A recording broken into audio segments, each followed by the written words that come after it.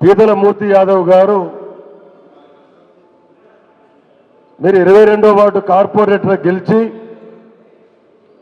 జీవీఎంసీలో ప్రాధాన్యత వహిస్తూ మీరేంటో మీ చరిత్ర ఏంటో మీ స్థితి ఏంటో మాకు తెలుసు. మీరు మాట్లాడుకుంటే మీ వ్యక్తిగతంగా మాట్లాడుకోండి తప్ప మీ ఇష్టం వచ్చినట్టు మీరు మాట్లాడితే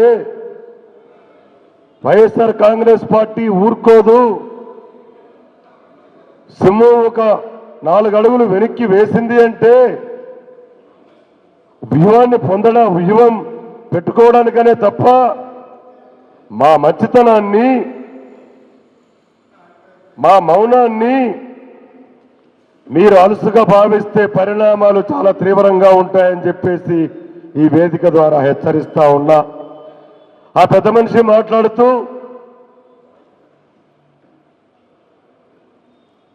జగన్ రెడ్డి నువ్వు ఇప్పుడు 11 రెడ్డివి, భవిష్యత్తులో నువ్వు సింగిల్ రిజిట్కు పరిమితమవుతావు, నిన్ను తీసుకెళ్లి బంగాళాఖాతంలో కలిపేస్తారు అని అన్నాడు. నువ్వెంత మూర్తి యాదవ్, నీ స్థాయి ఎంత? నువ్వు మా జగన్మోహన్ రెడ్డి గారిని మాట్లాడే అర్హత నీకుందా? ప్రశాంతంగా ఉన్నటువంటి విశాఖ నగరంలో అశాంతిని సృష్టిస్తూ ఏ పార్టీలో ఉంటే ఆ పార్టీ వాళ్ళతో ఘర్షణలు పడుతూ, ఈ పార్టీలో ఉంటే ఇతర పార్టీల వాళ్ళను విమర్శిస్తూ బ్లాక్ మెయిల్ రాజకీయాలు చేస్తే నువ్వు మా జగన్మోహన్ రెడ్డి గారి గురించి మాట్లాడే స్థాయి దమ్ము నీకుందా అని ఈ వేదిక ద్వారా అడుగుతున్నా. ఈ పెద్ద మనిషి ఇంకోటి అంటాడు, land mafia, sand mafia, mine mafia, wine mafia అట. సిగ్గుందా నీకు? సిగ్గుందా? మీ కూటమి ప్రభుత్వమే కదా అధికారంలో ఉంది. నిజంగా నీకు దమ్ముంటే, నీకు ధైర్యం ఉంటే, మేము చేసిన తప్పులు ఏదైనా ఉంటే విచారణ జరిపించి నీకు దమ్ముంటే అని చెప్పి మూర్తి యాదవ్ గారికి నేను సవాల్ చేస్తున్నా ఈ వేదిక మీద నుండి. అంతేకాదు మూర్తి యాదవ్ గారు మాట్లాడతారు, పోలీసుల పట్ల గౌరవం లేదు. ఏటయా నీకు తెలిసింది గౌరవం పోలీసుల పట్ల? పోలీసుల పట్ల గౌరవం ఉంది. మీకంటే వైఎస్ఆర్ కాంగ్రెస్ పార్టీ అధికారంలో ఉన్నప్పుడు, జగన్మోహన్ రెడ్డి గారు ముఖ్యమంత్రిగా ఉన్నప్పుడే మరి మీరు మాట అన్నారు, పోలీసులను అడ్డు పెట్టుకొని చేశారని. అంటే మీ ఉద్దేశం ఏంటి? ఆ రోజు పోలీసు వాళ్ళు తప్పు చేసినట్ట, అక్కడేమో పోలీసు వాళ్ళని అడ్డు పెట్టుకొని తప్పు చేశాడంటావు, ఇక్కడేమో పోలీసు వాళ్ళని అగౌరవపరుస్తున్నాడంటావు.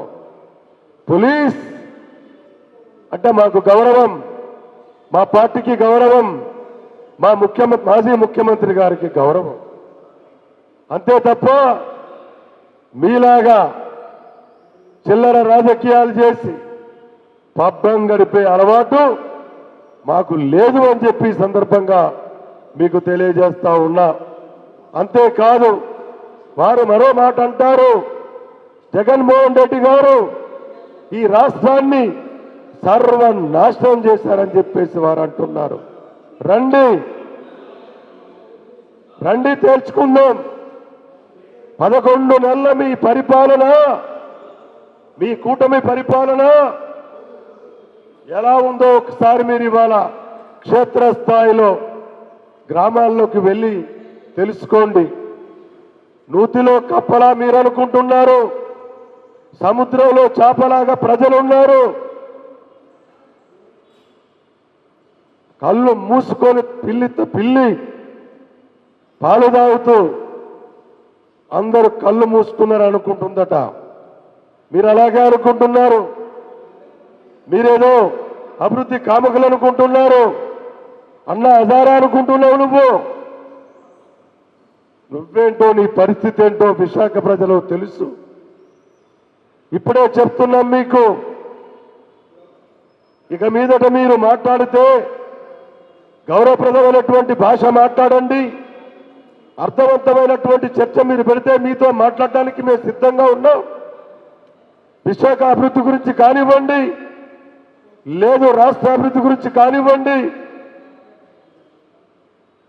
మీతో చర్చించడానికి నేను ఇక్కడ సిద్ధంగా ఉన్నా. ఆల్ఫా కృష్ణగా మీరు సిద్ధమా నాతో చర్చించడానికి అని చెప్పి మిమ్మల్ని అడుగుతున్నా. అంతేకాదు మరొక మాట అంటారు మీరు, జగన్ ఎక్కడ ఏం మాట్లాడాలో తెలియదని. అయ్యా పీతలమూర్తి గారు, మరి రండి, మీలాంటి అపర చాణక్యులు చాగంటి కోటేశ్వరరావు గారు, గరికపాటి నరసింహారావు గారు లాంటి పెద్దలు వచ్చి మాకు ట్రైనింగ్ ఇవ్వండి.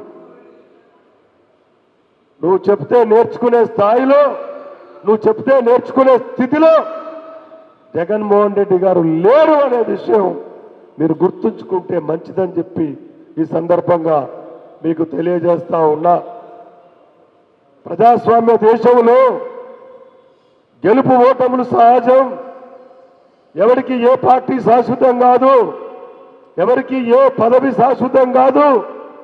ఎన్ని రోజులు రాజకీయాల్లో ఉన్నామనేది ముఖ్యం కాదు, ఎంత మంచి చేశామనేదే ముఖ్యం. మంచి చేసి ఎక్కడ ఎలాంటి అవినీతికి పాల్పడకుండా 5 సంవత్సరాలు ఈ రాష్ట్రాన్ని అవినీతి రహిత రాష్ట్రంగా తీర్చిదిద్దిన మా అధ్యక్షుడు మాజీ ముఖ్యమంత్రి గారు జగన్మోహన్ రెడ్డి గారని సందర్భంగా మీకు తెలియజేస్తా ఉన్నా. నువ్వేదో పెద్ద సంఘ సంస్కర్తలాగా విశాఖపట్నాన్ని అవినీతి రహిత పట్టణంగా తీర్చిదిద్దే వ్యక్తిలాగా, కంకణం కట్టుకున్న వాళ్ళలాగా నువ్వేదో అనుకుంటున్నావు. గురువింద గింజకి నలుపు తెలియదు, గుర్తుపెట్టుకో. ఇప్పటికైనా వ్యక్తిగతంగా మీరు నాకు మిత్రులు, మీకు నాకు శత్రుత్వం లేదు. కానీ రానున్న కాలంలో వైఎస్ఆర్ కాంగ్రెస్ పార్టీని కానీ, వైఎస్ఆర్ కాంగ్రెస్ పార్టీ నాయకులు కానీ, కార్యకర్తలు కానీ మీ ఇష్టం వచ్చినట్టుగా మాట్లాడితే చూస్తూ ఊరుకోం, తగిన బుద్ధి చెప్తామని చెప్పి తెలియజేస్తూ సెలవు తీసుకుంటున్నాం.